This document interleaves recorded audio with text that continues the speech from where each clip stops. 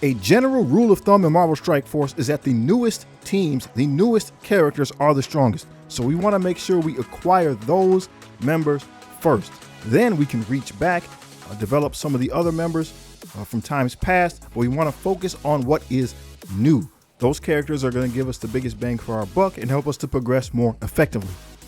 Currently, at the time of this video, the Extreme X-Men are the newest team that is becoming available. So we want to prioritize acquiring those members if we can. Now, whenever you're watching this video, if there is a different team that is new, the same rules apply. You want to prioritize acquiring the members that you can of that team. So in this case, the characters are in the game: Nightcrawler, Cyclops, Gambit.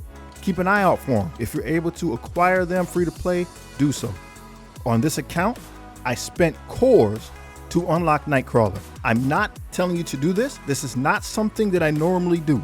But since Nightcrawler is the newest character, he's strong, and he's available for 15 shards. They gave you 5 shards as a daily free claim. I used 2 sets of orbs there to unlock him so I can use him in the game. Again, this is not something I normally do, but this is a special case. He's cheap, he's strong, so we made sure we got it done. Cyclops is in the raid store, so we're able to unlock him as well. All right, so again, we're not advocating spending any money. Just take what the game gives you. The game, if it allows you to unlock characters for free, do that. If you open orbs and now you have a complete team, there you go. You start working on that team. Gambit is another free-to-play option. I haven't seen him yet, but when I do, we'll put some power in him and we'll see what this team can do for us in the early game. Be mindful too of your daily login calendars. So we got Cyclops there. When we get to day 19 on the December calendar, you get your Cyclops. Below that is Wolverine. So again, Wolverine's not super strong, but he is another X-Men character, and just unlocking him will help you to unlock other characters as time goes on. We'll try to be deliberate and look at the calendars as they come out. Scopely's trying to give you something. Marvel Strike Force is trying to give you something every calendar. So we'll take a look at that and see if it's a team that you can use to your advantage. The Sinister Six is a team that got reworked just previously to the X-Men. So they are extraordinarily powerful, and this will be your second priority. So when you're not working on your Extreme X-Men, you should be working on your Sinister Six characters. That'll give you a firm foundation of having heroes in the X-Men, villains in the Sinister Six.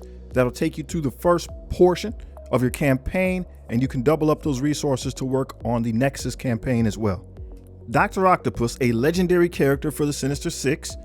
You can unlock him at 2 stars with members of the Wave 1 Avengers, Defenders, or the X-Force. So some of these characters, again, the game is going to give you early on, and you can probably just brute force the content. You can probably just brute force the content with the characters that they give you. For example, Captain America.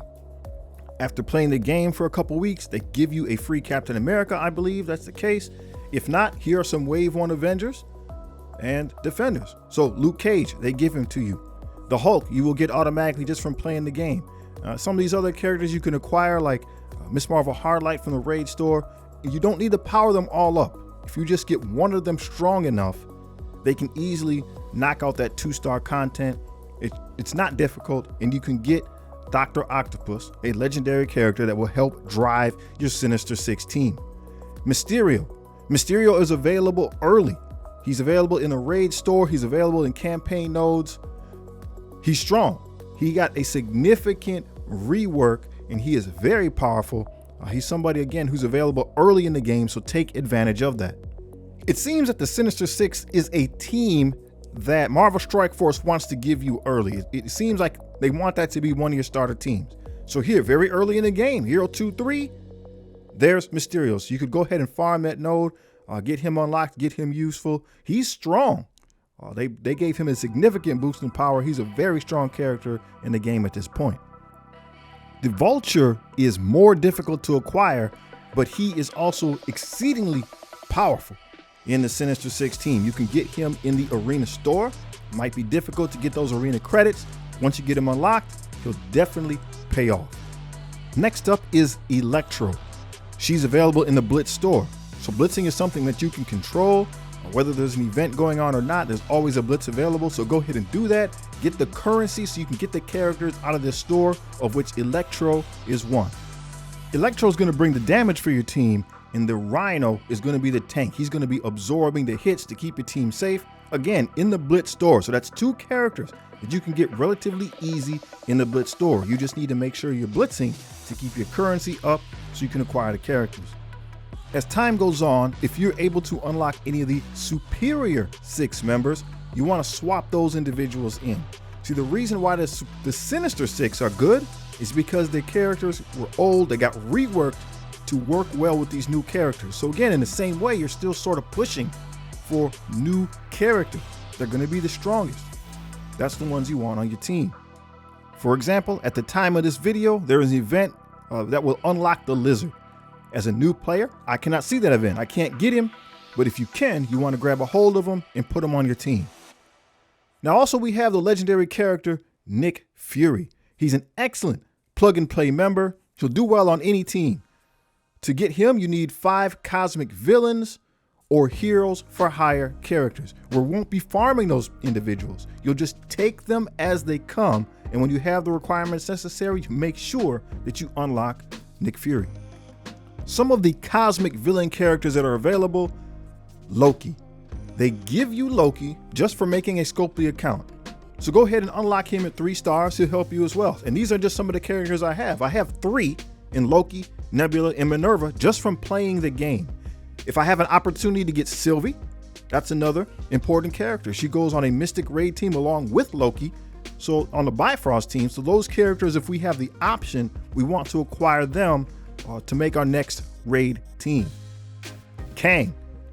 Kang is a 100 shard unlock. He might be difficult to get, but if somehow you acquire this character, he is exceedingly powerful. You want him on your team. If you see him, make sure you pick him up. He's one of the 5 other characters that they don't necessarily belong to a specific team on this list, but he is one of those characters that if you get him, put him in, use him. He's exceedingly powerful. Another Bifrost member that belongs to the cosmic villain category is Teen Loki. So again, if we're able to unlock him, that would be 3 members of the Bifrost team. That'll work well. They can pair up with other Asgardians. It'll work well. Now, I'm not saying that you hunt for these characters.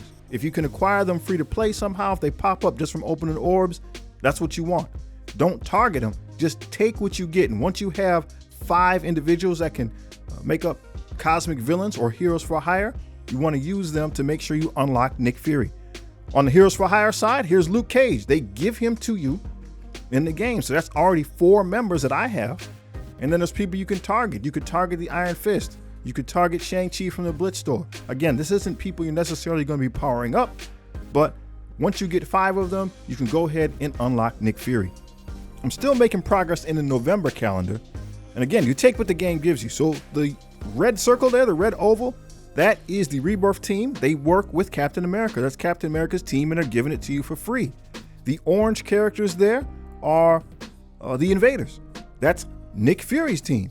So again, these teams might not be ultimate, they might not be meta, but early in the game, they will be strong. They're made to work together, and they can get a lot of work done, and the game is giving them to you for free. As you continue to progress, maybe just as you unlock the Extreme X-Men, it takes 5 X-Men characters to unlock Magneto, so he will come to you naturally. No need to work for it, no need to hunt him down. The game, again, will give you this legendary character for free. His team, the Death Seed team, has Archangel, another legendary character on it. It might be difficult to assemble that team. However, Magneto himself is pretty good. He's an okay character. He'll work for you, especially in the early game. Wolverine is a character that the game gives you for free. You'll unlock him just from doing your dailies. You're not going to power him up. He's not strong at this point, but again, he counts toward what you need to unlock Magneto. So again, we're just using the things that the game is giving us to help progress our account. We also want to keep in mind what's coming. So there's a new Hive Mind team using symbiote characters. Venom and Carnage will be on that team. We don't want to power them up. We don't want to invest in them yet. The team is far off. We just want to make sure that we understand that it's coming so that if we see an opportunity free to play to acquire these characters, we do so. There are a few older characters that if you have the opportunity to grab them, you do so. Spider Weaver is among that number. She's a game-changing character. She's here on the Tangled Web team with Spider-Man 2099 and Spider-Man Noir. The first two, Noir and 2099, do not power them up independently of Weaver. She's the key. She is a game-changing character. If you see her, you make sure that you get her on your roster. In addition to those, we have the Eternals, Cersei and Icarus.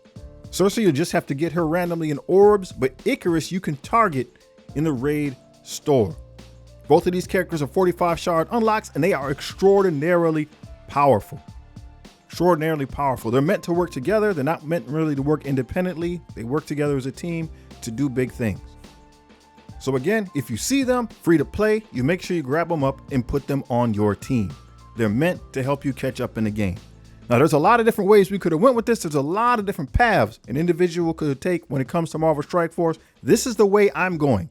If you have any questions, if you have any comments, let's talk about them below. We'll help make sure you're able to make the best and do the best with your roster.